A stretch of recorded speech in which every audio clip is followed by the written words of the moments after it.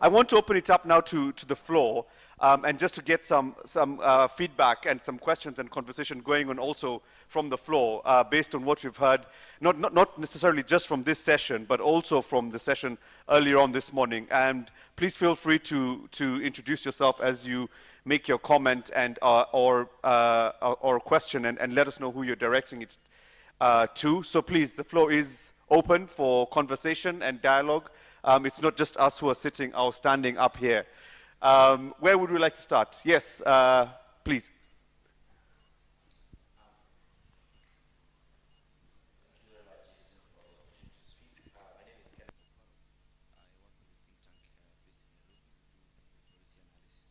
Such. I have a comment, and it draws from the keynote speech by Professor Mangani and also those who have spoken right now. We have talked quite a bit about the role of external forces, the Bretton Woods institutions, and how they've tilted the playing ground, so to speak. And I was just thinking about the role of domestic factors in Africa's public debt problem. Even as we go at the external issues, I mean, there's lack of political leadership in tackling some of these things. Our presidents, our political leaders are not working in tandem with this kind of things that we're talking about. And two, what is the role of complicity of African governments or African politicians working with some of these multinational corporations that then contribute to IFFs. And lastly, also the lack of technical capacity in terms of assessing and providing prudent policy proposals that we take on public debt. So really, the big question is the role of the domestic factors, even as we look at the international financial architecture. Thank you. My name is East Okech from Kenya Female Advisory Organization. This goes to Simeon Crystal. The question we are asking ourselves is that we keep on talking about feminist economics, and yet we find that in many of the transitions in government, we find very patriarchal, and for me, religious fundamentalists who are pushing back against the issues of freedom of women. And that means investment in spaces where women's work is going to be taken into account is shrinking. So how do we, at this level, start looking at reframing governments which then push back on women's liberation and ensure that we invest in areas where women thrive? Good afternoon, I'm Danny Bradlow, the Center for Human Rights, University of Pretoria. I'm interested that in the African financial architecture, there's no mention of the African Development Bank and minimal mention of the African Export-Import Bank. And there are many criticisms one can make of those institutions, but why do we think new institutions are going to work any better than the old institutions, and that it's worthwhile it's better to create new institutions than to work on changing those to work well?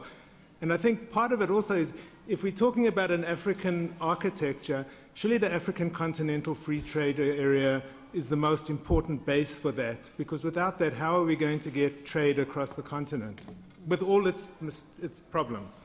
Thank you. Good morning to you all. My name is Judith Ameso. I work with the United Nations Conference on Trade and Development, and my question is to Dr. Ndzana. In a practical sense, I think you mentioned the African Continental Free Trade Area. In a practical sense, how can we replicate the success that the AFCFTA has had, which in a sense also sort of has its origins in the Lagos Plan of Action under the chapter on trade and finance? Don mentioned in his presentation issues to do with challenges with the ratification of some of the protocols related to the African financial architecture. And yet when you look at the AFCFTA, between the signing of the agreement and entry into force, it took just about a year and 3 months or so. And right now there's a lot of momentum on the continent, setting up institutions and moving towards implementation of the agreement. And Dr. Patrick, like you rightly said, that if we're not producing, then we're going to be back here in 2 or 3 years discussing the same things. This is precisely what the AFCFTA is seeking to do.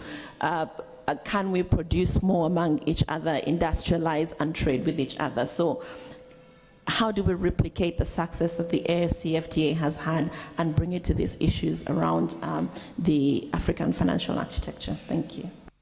I think for me, I want to pick up from what Okwara said. He's a bit polite on saying internal factors. But I want to be more bold and say, just bad governance and poor political choices that I think African governments take without consulting citizens. The reason why we have a higher level of private sector debts is because of our political leadership. It has nothing to do with somebody putting them to us. So I think what we've been discussing has been more of symptoms, but really the real cause of why we are into these problems is largely because of poor political choices and bad political leadership that we elect, who make bad policies and who make bad choices in terms of investments they make with the public debt. So I think we really have to nail that on the head and not minimize it, that the problem is more global than internal. And I think it would be good to have those discussions. Thank you.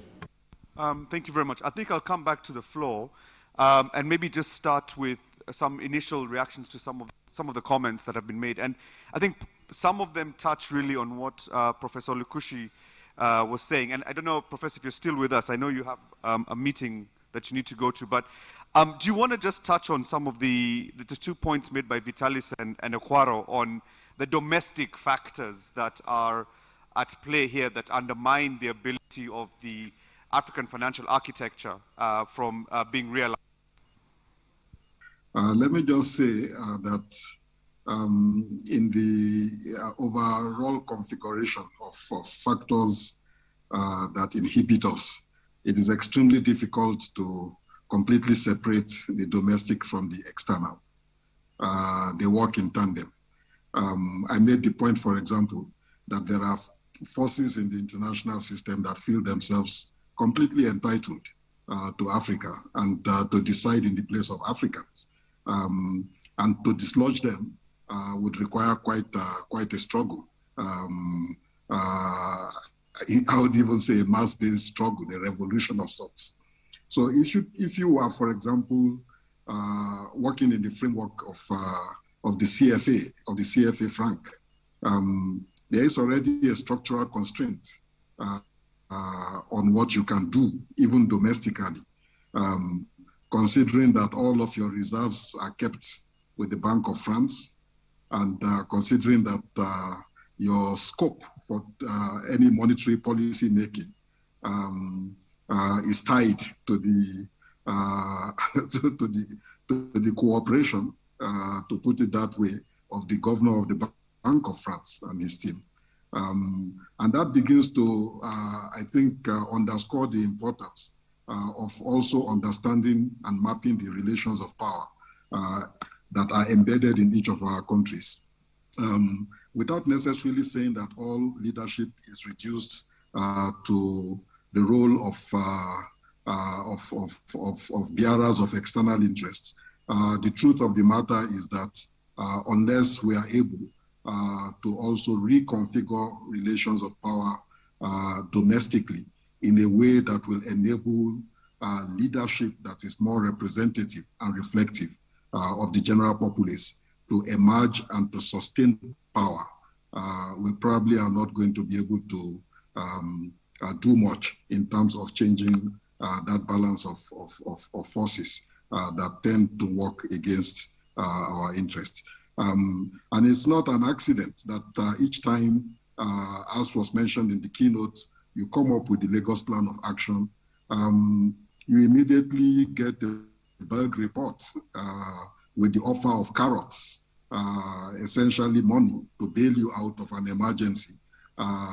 And that offer is easily more attractive to leaders who are in search of legitimacy and ways of keeping power than to do the hard work over the long term of reconfiguring their economies and politics in a way that will enable self-sufficiency to be achieved.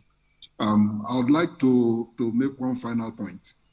which is essentially about the issue of funding.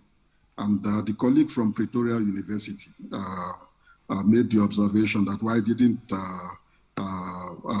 much of the thinking in the 90s include the ADB and other existing institutions, Afrexim Bank came a bit later, but the ADB has been there. And I think it speaks to my point that the ownership of the African architecture has to be a precondition and something which we must emphasize. Ownership in terms of control of the resources, but also of the governance of the institutions, of the setting of the agenda. Because for anybody who leads the Africa Development Bank today, a good part of your fight, if you are really going to fight the African battle, is going to be spent trying to manage the non-regionals. There has been a gradual process for reasons of failure to replenish the funds of the ADB. There has been a gradual process over the years of what I have called a de-Africanization of the African Development Bank, almost to the point of having embedded externals that exercise a veto over what you can do within the bank. And you can ask Kevin Orama, you can ask Mr. Adeshina himself on his High Five initiative, and you get non-regionals telling you that actually industrialization is not your priority, or we don't even think that the Africa Development Bank should be getting itself involved in industrialization. We think you should be fighting poverty. You think you should be putting money in humanitarian causes. And we got to a point where well over 60% of African countries, which are all members of the ADB, were not able to raise money from the ADB because they did not meet the eligibility criteria that had been set up, basically mimicking the criteria that had been defined by the Bretton Woods institutions. And so I think in going forward, ratification is important, and we should get as many countries to ratify as possible. But this has also to be anchored on a clear political headedness that ensures that we keep full control over the institutions, even if we mobilize resources from outside of the continent and encourage people to invest in them as a commercial proposition, but not as a means of exercising political control over the institutions. And within the continent itself, there is actually plenty of scope for us to pool resources in order to run an African Monetary Fund, for example. If you take all of the monies which the Francophone countries of Africa, not with the Bank of France, and you are able to get even a fraction of that lodged with the African Monetary Fund, and you got big actors like Nigeria, Egypt, South Africa, Kenya, and others to also put their reserves with the African Monetary Fund, you actually would be making a statement, and you would have made a start. Thank you. Thank you. Thank you very much, Professor Olukoshi. My name is John Kafko. I work with Youth for Tax Justice Network. I loved the conversation around dismantling the global financial architecture, and I think even the present panel has alluded to it so much. My question is, I really wanted to get a clear-cut answer or a clear-cut plan on how this dismantling can be done, because we've learned a lot from history that, we've had so many historical persons that have always fought against colonialism, neo-colonialism, and all that stuff. And of course, for most of them, it has cost them their lives. And I think, I don't know whether we are past that time of, going to the bush and all that stuff. But in the present situation we are in, I wanted to get a clear-cut plan on how this can be done. Thank you. My name is Enoch Nyorekwa. I'm an economist. My question really surrounds the political economy of public debt. How do we unbundle this? And it follows the question the gentleman asked. The political economy of public debt in Africa. My name is Edwin. I work for Transparency International, Kenya. My question goes to Dr. Patrick Olomo. Generally, the excessive expenses, actually public debt is as a result of the militarization of the economy.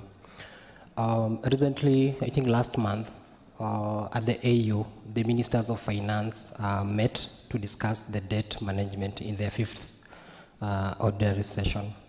And one of the key things they were talking about is transparency and accountability. But the bigger elephant in the room is exclusion, especially of very key stakeholders within the sector. What best way can we engage the AU specific to deal with this aspect of exclusion on debt management, especially at the national level, whereby engaging ministries and government agencies, including even the SAMLAG, is actually a task. Okay, thank you.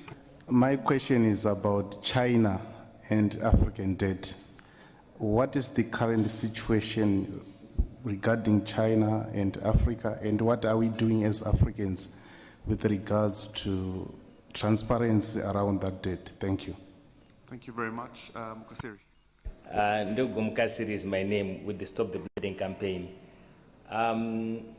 My question revolves around state capture. We picked that IMF, despite us voting for the government, those that govern us, they somehow have a way to, in a backdoor way or whatever, to influence policy making more. So are we genuine in our discussion of state capture? And yeah, so that's the point. So I'll just make 3 brief comments. First, to endorse what Penelope has said, and this is something my colleague Rangarai has been saying over and over again, that external debt in 2018 was in the region of $770 billion. But at the same time, UNCTAD and so on reported to us that what we lost in illicit financial flows was $836 billion. So I think those figures should be looked at. We could actually pay it all off and have some change. Of course, there's all issues around reparations and so on, which should not be forgotten. So I think 1 is that. 2, and again, just to endorse, because Bai already answered it, the question asked by Professor Danny Badlow. I think in trying to hurry, I left out that category, because I did have a category already written out, which I called those banks that we only partially own, and other banks that are more in the place rather than in this other space. And there was the African Development Bank. Indeed, there were the regional banks, including regional multilateral development banks like the East African Development Bank, the Trade and Development Bank of Commerce, and so on, and a Flexim Bank. So I did have them there, just kind of jumped them.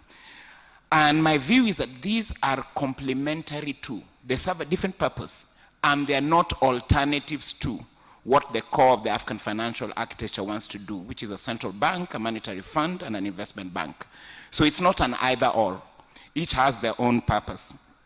And it is true, especially for ADB and Afrexim Bank, they've been very proactive and very innovative in coming up with tools that support, 1, the rollout of FCFTA, 2, response to COVID-19, and this year, 3, innovative tools for responding to the new war in Europe, the Russian invasion of Ukraine. So there's quite some value there. But as I said, these are development and trade institutions. They are not policy institutions. They will not provide an alternative paradigm to the Bretton Woods. And for me, I think that's the use of these others. I had a couple of other points, but maybe let me just stop there.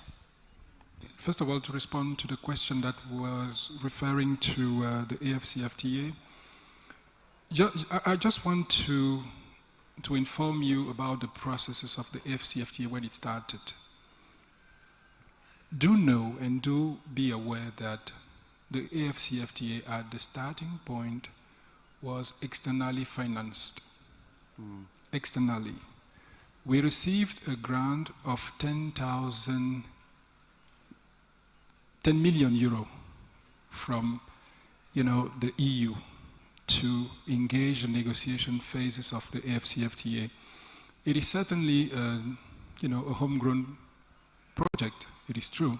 That is, you can find it in the Lagos, Plan of Action. You can see that some allusion was made about it there. But the thing is, when it is financed by an external force, why do you expect from it? Because those guys were trying to find another way of responding to our refusal of the, the so-called, how do you call it? No, not the WTO. With the EU, we had this, the pass. How do you call it? Economic partner, EPAS, thank you. So the other way around, to impose EPAS was to assist us, building the comprehensive single market in which they can let their goods enter, because they know that we have weak productive capacities, and they know that we cannot address those challenges within even, a decade. So the other way to do it was to help us building a commercial agreement, not a productive agreement.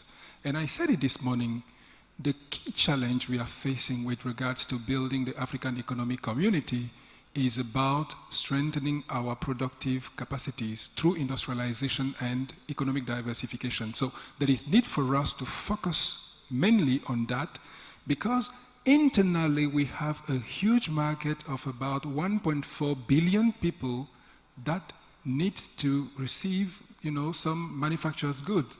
So if we fail producing those goods, somebody else will do it on our own, and they are doing today. Today they are doing. We went to beg for wheat. We can continue that way, and you will see that we will not be able to address the challenges that we are facing. So making sure that the AFCFTA works for Africa means that we need to focus on industrialization and structural transformation, what we are not doing at this point. So going forward, you can imagine all type of, financial architecture that you want to build to strengthen the Africa's capacities to, to mobilize resources. But if you fail on this structural process that leads you to harnessing the domestic market to take advantage of its potential, you will not be able to address any funding issue. And that, I said it this morning, and I'm insisting on that, because you can create all the institutions, and I clearly understand you. You can create all the institutions you want, but if you are not able to raise the money that will be circulating in that economy, you will fail.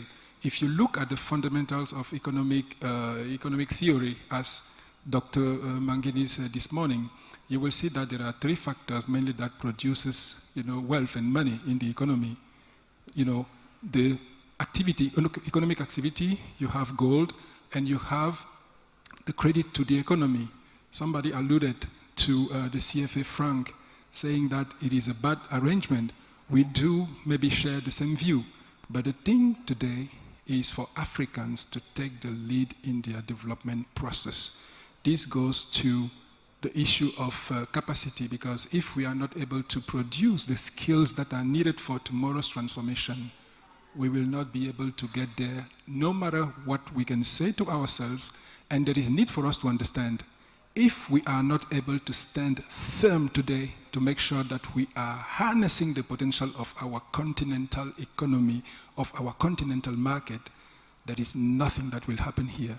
And that goes through an agreement, a firm agreement, to pursue regional integration, to forget about the so-called, national ownership that is hampering the process, because people are attached to that, saying that, no, as Malawi, we don't want this. As, Kenya, we don't want this. As Cameroon, we don't want this. There is need to speak one voice and to decide to move forward. That was the main aim of the Abuja Treaty and the Lagos Plan of Action, that were aiming at building one continent, one prosperity, and one shared prosperity. Thank you.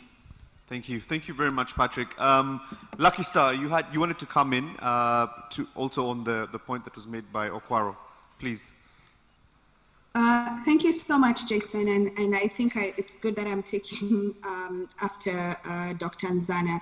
I just wanted to say one thing that I always disagree with when I hear people talk about capacity in Africa with regards to the lack of this capacity issue at the domestic level. We are one of the, to me, the most brilliant continent.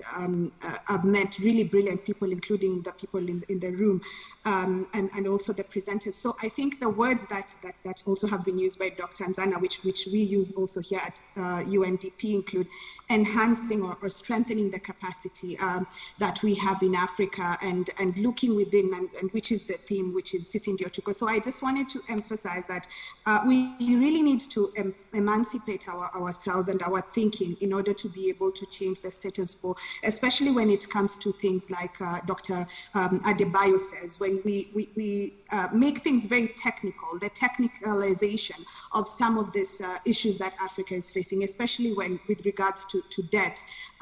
We can easily understand our continent, we can easily understand the issues that we face. So we really need to enhance and strengthen the capacity that we have to face future challenges. So just I wanted to make a comment on that to the room. Well, in my concluding remark, I think I will say that well, I come from taxation. So at UNDP, we do see that DRM is a way to look within, and in order for us to be able to also enlarge the fiscal space that we have in Africa and for African countries. And so we do have an ongoing initiative that we launched in April during the ECOSOC meeting that we are calling Tax for SDGs at the global level. But at the regional level, it entails DRM for a renewed social contract, and specifically has outputs that speak to the issue of enhancing capacity, especially in areas that are seen as new and upcoming areas in taxation, new and upcoming ways like on digital tax, new and upcoming ways on illicit financial flows from the continent. We're looking at aligning tax policy at the national level with the SDGs,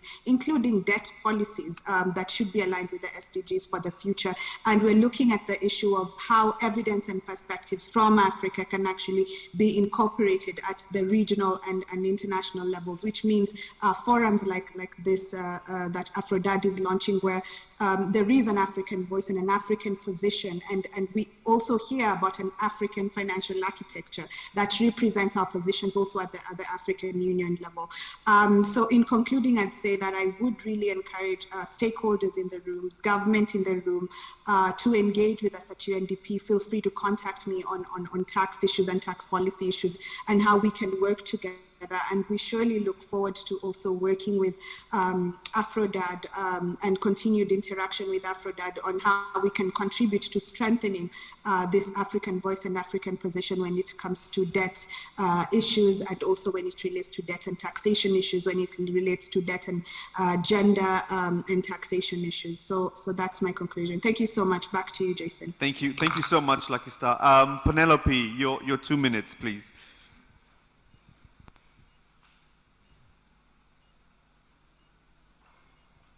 Thank you very much, Jason.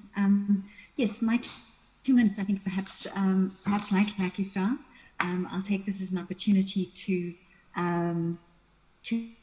advertise the kind of work that we're doing in UNCTAD. And our work really is, as the focal point on debt in the UN, is to consider how we can actually expand a new way of looking at debt sustainability. And our key point of departure is to assume that if you are a developing country, the most important constraint you have is probably your balance of payments constraint. And so how do you actually move beyond that and create a mechanism whereby you can actually not only service your debt, but also structurally transform? And we are in the process of applying the model that we've developed to a number of countries, and certainly countries that are interested are certainly most welcome to apply for this analysis, so that we can see the direction in which countries are moving and how we would recommend they move forward in really dealing with these very difficult issues. And then finally, just to make the point that UNCTAD really works with the G77. And the G77 has a very large African caucus. But to the point that has been raised here very often is that the African caucus does not always speak with one voice. And I think there's this need here and within global UN fora for Africa to develop a session that it does have a voice. Now, the very key difference between, for example, Africa and the EU is that the EU speaks with one voice. And so I think we need to think about how we can actually find mechanisms to provide an opportunity for that African voice to be heard loud and strong. Thank you. Thank you. Thank you very much, Penelope. I think that last point is extremely pertinent about the singularity of voice and cohesion.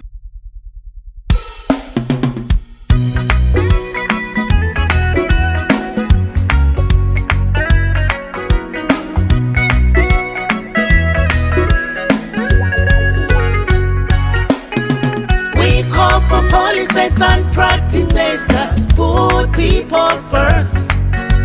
We call for policies and practices that put people first.